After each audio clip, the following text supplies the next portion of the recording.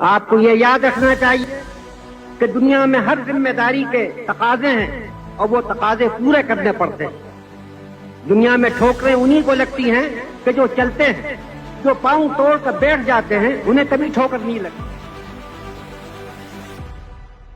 بھارتی تاریخ میں ایک ایسا نام جس نے کم سنی میں اپنی ذہانت و فطانت سے ملک و قوم کو حیران و شستر کر دیا۔ متضاد حیثیتوں پر مبنی زندگی کے مالک مولانا ابوالکلام آزاد ایک زبردست صحافی، عالی مرتبہ مجتہد، عظیم دانشور، بلند پایا مفکر، فلسفی اور جنگ آزادی کے عظیم رہنما تھے۔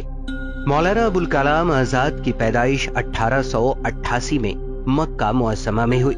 ان کا اصل نام محی الدین احمد تھا، مگر ان کے والد مولانا سید محمد خیر الدین ابن احمد انہیں فیروز بخت کے نام سے پکارتے تھے۔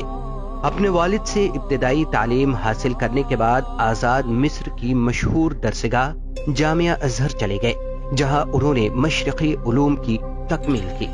عرب سے ہجرت کر کے بھارت آئے تو کلکتہ کو اپنی سرگرمیوں کا مرکز بنایا۔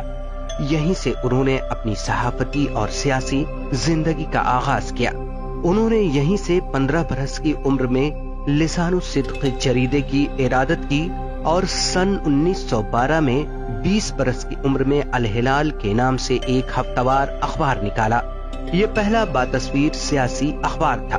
اس اخبار میں انگریزوں کی پالیسیوں کے خلاف مضامین شائع ہوتے تھے، جس پر انگریز حکومت نے پابندی لگا دی۔ اس کے بعد مولانا آزاد نے انگریز مخالف پالیسیوں پر دوسرا البلاغ اخبار جاری کیا۔ مولانا آزاد کا مقصد جہاں انگریزوں کی مخالفت تھا، وہیں قومی ہم آہنگی اور ہندو مسلم اتحاد پر ان کا پورا زور تھا۔ انہوں نے اپنے اخبارات کے ذریعے قومی وطنی جذبات کو بیدار کرنے کی کوشش کی۔ مولانا ابوالکلام آزاد سیاسی محاذ پر بھی سرگرم رہے۔ انہوں نے تحریک عدم تعاون، بھارت چھوڑو اور خلافت تحریک میں بھی حصہ لیا۔ گاندھی جی کی قیادت پر انہیں پورا اعتماد تھا۔ گاندھی کی افکار و نظریات کی تشہیر کے لیے انہوں نے پورے ملک کا دورہ کیا۔ مولانا آزاد ایک اہم قومی لیڈر کی حیثیت سے ابھرے۔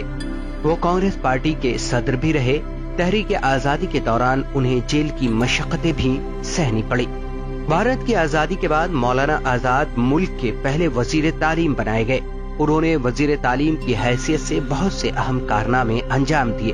یونیورسٹی گرانٹ کمیشن اور دیگر تکنیکی، تحقیقی اور ثقافتی ادارے انہی کی دین ہے۔ مولانا آزاد صرف ایک سیاستدان نہیں بلکہ ایک صاحب طرز ادیب، بہترین صحافی اور مفسر بھی تھے۔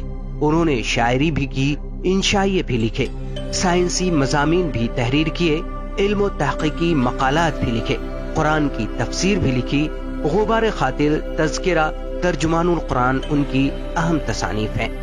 مولانا نے اپنی کتاب غبار خاطر قلعہ احمد نگر میں قید کے دوران تحریر کی تھی، جسے مالک رام جیسے محقق نے مرتب کیا اور ساہتیہ اکادمی نے اسے شائع کیا۔ مولانا آزاد اپنے عہد کے خداداد صلاحیتوں کے مالک شخص تھے، جس کا اعتراف پوری علمی دنیا کو ہے، اور اسی ذہانت، لیاقت اور مجموعی خدمات کے اعتراف میں انہیں بھارت رتن سے نوازا گیا تھا۔ مولانا آزاد کا انتقال 2 فروری 1958 کو ہوا۔